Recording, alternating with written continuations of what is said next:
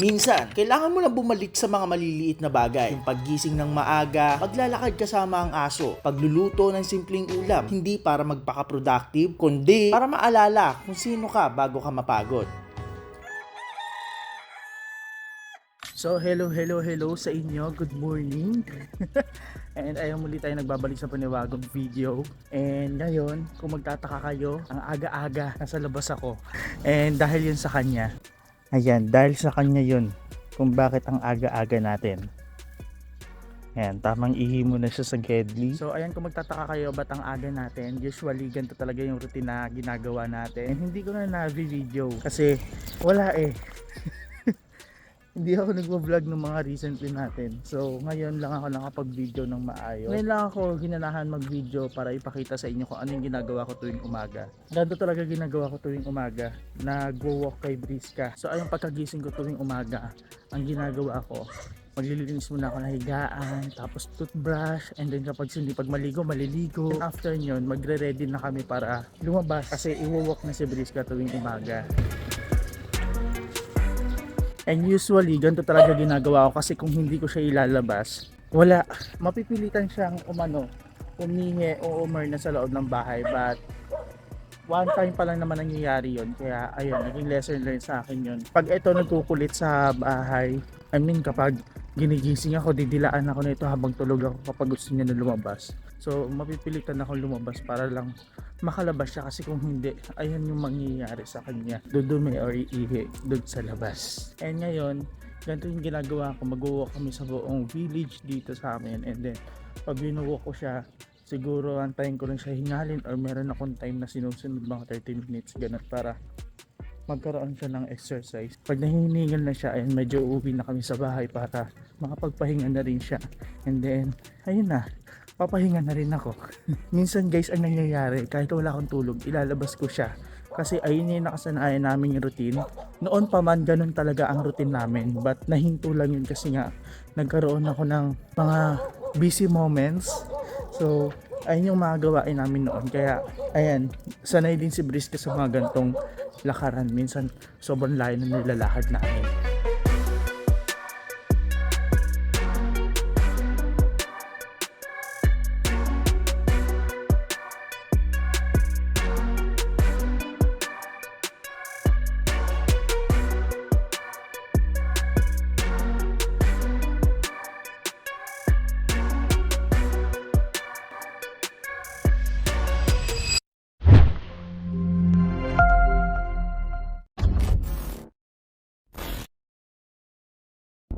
Yo, what's up guys? Ayan, I'm back. So ayun, kakatapos lang natin ilakad si Briska and tapos na rin ako mag-walk. And after ko mag-walk, ay bumili na ako ng ulam. So ayan yung mga binili natin sa labas and hulaan nyo na lang kung ano yung lutong gagawin natin dyan.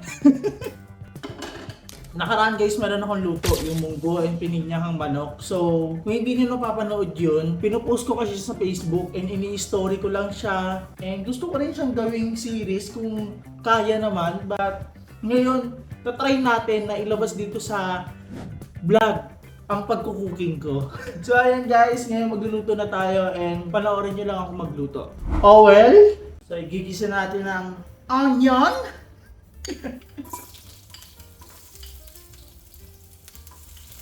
Pag may budget, madami ako naluluto, katulad ng pininyahang manok, ng munggo. Ayun, ganun yung niluluto pag may budget. Kapag wala namang budget, gulay. Nataka pamilya ko kung nakain ba daw talaga ako ng gulay. Hindi naman daw kasi ako nakain ng gulay. Ang sagot ko lang po, hindi po ate. Kasi pili lang na gulay yung kinakain ko. Eh nagtataka sila kung kumakain ba daw talaga ako ng gulay. Wang ba? So yun guys, dahil nga kinulang nga tayo ng budget and giniling lang yung binili natin dahil mahal yung baboy ngayon. So giniling na lang pang sahog ang binili natin. So ihalo natin ng giniling. Okay. Sunod natin ay kamatis. Okay, ang next naman natin ngayon ay 4 cubes. Ayan, ilalagay lang natin siya dyan. Yun. Sa mga gulay na to, para mag-ano lang siya, lumambot. Ayoko kasi yung kalabasa na tuyo ay na masabaw. Masarap yung matuyo. Yung ganun. So ayan guys, feeling ko okay na to. After 7 minutes ata or 10 minutes na nga ata eh. So feeling ko okay na to siya dahil malambot na rin yung kalabasa. Kaya ayaw ko siya lutuin lang dito.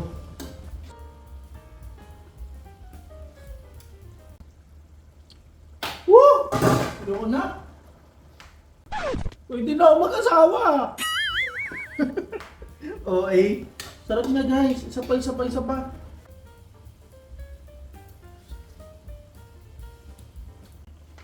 Sarap talaga.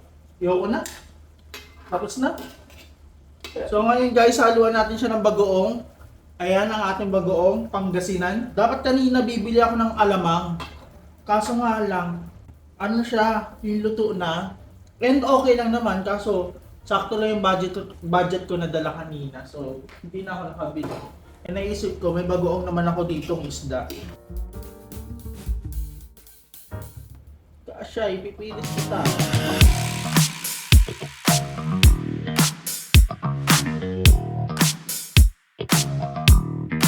Mga dapat hugasan ngayon, luluto naman natin ng ating 2 pirasong isda. Pero ang isda natin guys, 2 lang yung binili ko kasi ako lang naman yung kakain mag-isa. Woo! So hanguin na natin siya.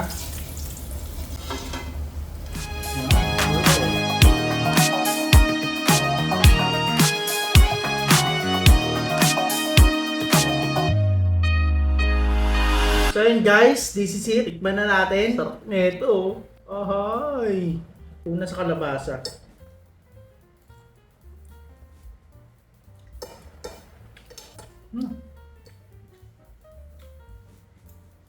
Sarap. Oh, thank you Lord. Sarap. Gusto ko. So yun guys, kung gusto nyo ng luto-luto vlog natin, comment lang kayo dyan. Actually, nagluluto talaga ako noon pa. And kung naalala nyo na ako yung nagluluto doon sa Team Bagong Bahay with Kuya Lloyd.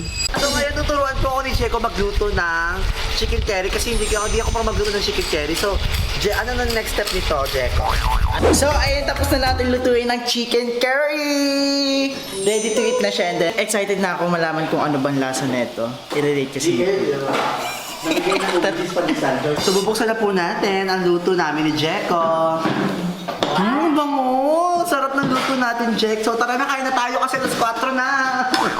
Wow, ang ganda ng pagkakaluto. Saktong-sakto lang talaga. Tsaka, alam mo yon, halata sa manok na hindi siya masyadong nabilad sa sa apoy. Sarap ng sabaw, daming sabaw. So hey guys, mag-comment lang kayo dyan kung gusto nyo na luto-luto natin and gagawin natin yan for the next vlog. Mga baliw! Baliw! Ayun na sila, mga baliw! Hello, mabuhay. Mga baliw kayo ha, pinaprank nyo ako ha. Nag-vlog ako gaga, vlogger ako. Well, maaring nagtataka kayo kung bakit kasama ko ang Jess B. Bumiyaya ako from Paranaque to SM Dasma dahil may espesyal na bisita at gusto kami makita. Abangan nyo ang sumunod na video. Congrats. Ano masasabi mo? Ano masasabi mo? Sana mahikayat din natin si Balong. Gagabisi yan si Balong. Isa lang Pero masasabi ko dyan. minsan lang, parang sideline lang, ganun. Isa lang masasabi ko dyan. Alam mo kung ano? Ano? Isa. Isa nga lang. Isa nga lang masasabi ko. Si teacher dito, ikaw ano masasabi mo nag-vlog na ako? Siyempre, congrats. Ah, Welcome to the vlog! hello po. At nandito na nga ang inaantay namin. Hello po. Naka-vlog rin po ako. Meet Ate Cristina Clemencio o mas kilalang matabang nurse. Isang fan na sobrang bait. Maaaring magtataka kayo kung bakit ganito kami kasaya. Sila ay taga US at nagbakasyon lang sila dito sa Pinas. At first time ko lang rin sila mamit. Hello po. Hello po. Hello po. Hello po. Hello po. Asan si Balong? Andun po. Daddy Balong! Si Daddy Balong naman si Daddy? Mami pala, Mami Long. Mama Long. Sila Mama Long. Wala! Totoo po yan. Nasa Dubai. Nasa Dubai wala ko. Iniwan na siya. Iniwan? Ay, sorry. So yun guys, kakatapos lang namin kumain sa JK Sanggupsal. Kasama sila Ate Christina Clemencio and syempre ang kanyang asawa at kanyang pamilya. Ngayon nandito na kami sa Cafe Mo. And kung gusto niyo panoorin yung mga video na yun guys, yung mga clip na kay Ate Christina Clemencio and syempre kay Jessica. So ayan, bisitahin niyo yung channel nila. And syempre, kaya ako nag-vlog ngayon kasi meron akong kaharap dito. Eh, alam niyo naman, di naman ako masyadong nag-vlog. So, kailangan natin mag-interview para humaba tong vlog. Dahil mo lang. Kamusta ka, Balong? Kamusta ka? Kamusta? Ano kamusta ka? Para alam ko yung tanong. Gaga, kamusta ka nga? Busy lang. Ito Ay. ay busy Busy and parang blooming ka Ang ngayon. blooming.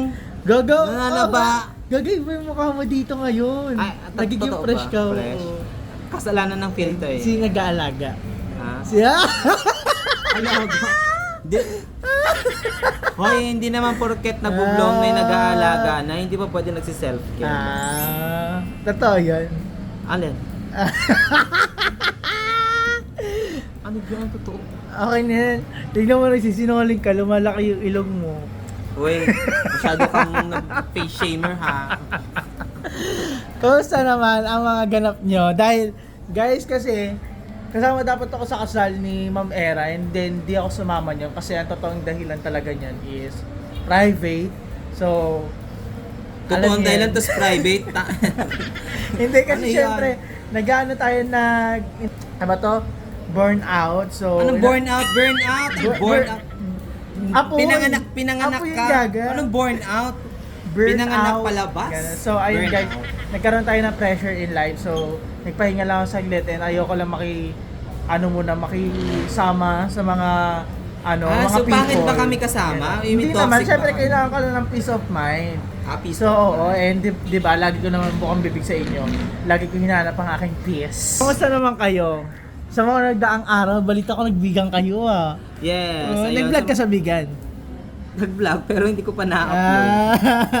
Kamusta Kasi ang nga, bigan? sobrang busy. Pagdating kasi ng dito sa Cavite, diretso, di na ako dumiretso ng trabaho. Natulog na lang ako after kasi namin mag dito.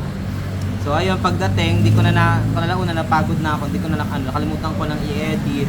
May mga vlogs pa ako hindi na na-upload kasi sobrang Diba? Sobrang busy ni Balong. Taong bahay. Alam niyo ba yung ngayon ni Balong, yung sabihin natin ugali niya ngayon, parang ako yan dati na hindi ako nag-upload kasi busy ako sa mga racket ko. Hindi talaga ako nag-upload kasi meron akong income na kukuha eh.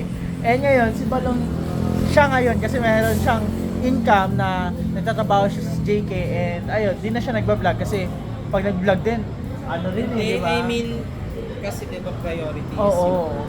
Kumbaga parang nagiging secondary yung Yes. vlogging. Just in case. And then, mas okay yun kasi mas ano ba to? Nagkakaroon ka Mas ng puti ito. nagkakaroon ka ng na Maturity tsaka life-changing kasi. oo, ganon. Basta yun na yun. Ayun, ganun ako dati yung nangyayari kay Balong kasi sobrang busy ko rin. Ngayon, onti na lang rin naman yung naano ko ngayon and wala, more on pressure talaga. So yun guys, ngayon tapos na and nakauwi na rin sila Ate Christina Clemencio and nandito na rin kami sa JK dahil nagla-live kami. And first time ko na makasama sa live nila, grabe dun pala kasaya, sumama sa live. And ngayon guys, nandito na kami sa JK, kanina nandito kami sa Cafe Mo and para mas maraming customer, umalis kami doon. So, ayun, nandito na kami sa mga idol. Hi! Welcome back! How are you? YouTube world! Hindi ako nag-intro kanina sa sakyan. We're so happy because nagbabalik ka na sa pagbablog and sana maging consistent ka. Oh. Hindi lang intro-intro, Yes. kailangan meron ding outro. Hoy, naging consistent ako ng 3 months. 3 months and then hindi na ako naging consistent nung after 3 months. Kasi nga, meron tayong consistent ka, tapos pinagdadaanan. bigla naging inconsistent. Ay, tsada. Meron tayong Pero okay, pinagdadaanan. at least bumabalik ka. Yes, Diba? oo. Hindi yung nai-stuck ka. Tumpak. Diba? Pasabog ka eh. So, and more vlogs to come and good health. And also, Ang more ganda mo cakes, dyan. slice, more candles to blow, and more birthdays to come. Di ba? Sabi ko kasi sa kanya, mag-vlog ako. So, chika ka lang ng chika, pahabain mo gaya ng kay Balong, pahabain mo. Yes, pahabain. Kasi nga, di ba, hindi na ako masyadong mag-vlog. Pero, sabi nyo nga kasi, mag-vlog ako with friends. So, ayan, lumabas ako kahit alam mo yun, gusto ko lang talaga mag-stay sa bahay kanina. Kasi kakatapos ko lang mag-linis. And kaso nga, nakapag-commit na ako dahil maagang invitation to. So, pumunta na ako dito ng maaga. Yes, And meet namin ayun, si hindi ako na late. Christina. Di ba hindi ako na late? Yes, hindi ka na late. Grabe, sobrang aga ni Jeko. Philippine time. Walang kabago-bago. So, ayun guys. So ngayon, live na lang sila and ako inaaliw ko. So sa mga nanonood dyan, ayan, panoorin nyo na yung vlog kay Jessica kung ano yung ganap namin kanina. And ayun, hindi ko alam kung ano magiging next na itong vlog na to, kung ano magiging next na itong clip na to. But anyway, natuwa ko ngayon dahil nakalabas ako sa lungga ko. Diba? Nakahinga-hinga ka. And di ba nakita mo? Makita ka ng Hyper na naman ako. Correct. Yan si Jeko kilala ko eh. Grabe. Ganyan. Bumabalik yan eh. Sasaksak ka eh. Hindi kasi syempre iba yung pinagdaanan natin mga nakaraang araw. But ngayon, At hindi least ko na na ano mo yun, nakalagay. na-surpass mo yun. Tumpak. Surpass. Ganun dapat kasi, kaya nga ako nag-solo living para makasurvive mag-isa at matutong tumayo mag-isa. Ayun guys, sa mga next ano natin content, asahan nyo may mga challenges kaming paparating. Wow! May mga ano kami, may mga, alam niyo yun, basta soon, Mga makikita niyo yung mga, happenings. oo, hindi na yung mga kwento ng buhay namin, bagkus yung mga, may ganap pa rin buhay pero may mga challenge, di ba? So, more on palaro, abangan niyo. At least, di ba, Jeko, na-apply mo yung ganyan, yung mag-solo living, yung ikaw mismo yung ano ng mga bagay-bagay, Yes, di ba? diba? Kasi mas inaano ka niyan eh, pinapag-grow ka eh. Yung inyong ano, yung iyong pagkakaano. Thank you so much. Pagkatao. Pagkatao. Pagkakatao. Pagkakataon. Pagkakataon. Inaamats ka na rin. Naman sa akong to. Hindi kasi wala silang tulog. Pares lang tayo walang tulog. May tulog naman kami, kaso yun nga, yung dalawa to. Balikan ko kayo mamaya pagka uwi ko. Bye!